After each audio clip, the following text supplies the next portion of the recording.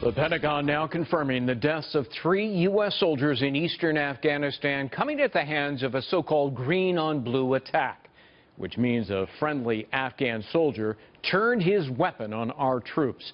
Another American soldier also injured. The Taliban claims it was one of their own who infiltrated the Afghan army and carried out that attack. Let's bring in retired Army Lieutenant Colonel Michael Waltz, former Green Beret commander, former counterterrorism advisor to Vice President Cheney, and author of Warrior Diplomat, also a Fox News contributor. Colonel, great to see you. Great, thanks. So this was an inside job by the Taliban. It's happened so many times before. In March, 3 U.S. soldiers were injured.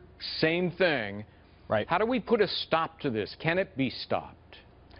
I don't know that you're ever going to stop it completely, Greg. You know, our main effort there is to embed small groups of advisors with Afghan security forces, with the Afghan army and the police and their commandos, to help them bolster their fighting and help bring in all of the support elements that we need, air support, medevac, and other pieces.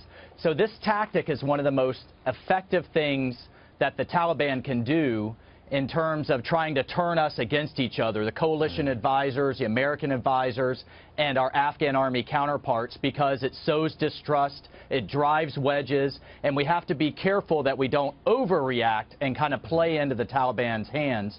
There are things that we can do to increase our vetting and kind of increase our understanding of when the Taliban's trying to infiltrate. Right. But again, we can't take it too far, because getting the Afghan army to the right place to be able to fight on its own is our main effort and how we're eventually going to leave. Before this happened, there is a proposal still existing on the table to put in 5,000 more U.S. and coalition troops. Right. What do you make of that?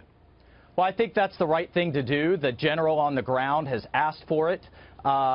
Again, these soldiers that would be going in are not soldiers, I want to be clear, they are not going to be kicking in doors and on the front line and pulling triggers. These are going to be more advisors and more trainers, which is exactly what the Afghans need. And they're, you know, look, we need to be honest, they're going to need it for quite some time. They need those supporting efforts that only we can provide. But then, Greg, to put it in a broader strategic context, you know, the Trump administration is also wrestling with how do we deal with Pakistan, the sanctuaries that the Taliban enjoy over there. No counterinsurgency in history has ever been effective when the enemy has a place to rest and refit. And I think we need to be honest with ourselves that we're going to be there quite some time, just like we were in Colombia for 40 years fighting the FARC, just like we were in South Korea for over 70 years and are still there today. Well, we have, the American strategy has in part been to try to take out the Taliban leadership. Yeah.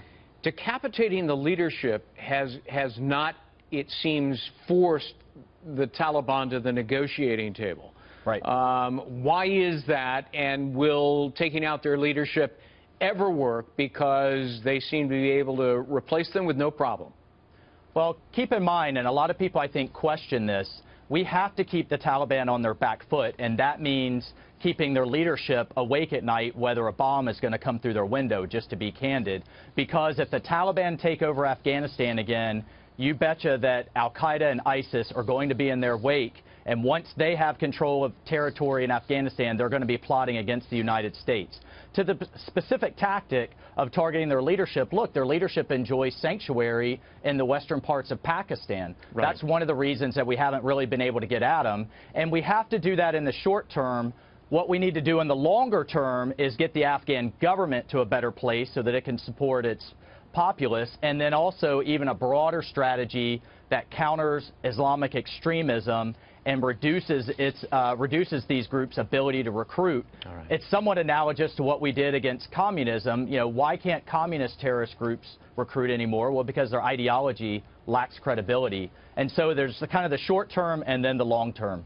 Lieutenant Colonel Michael Waltz, thanks very much, sir. Appreciate it. Thanks, Greg.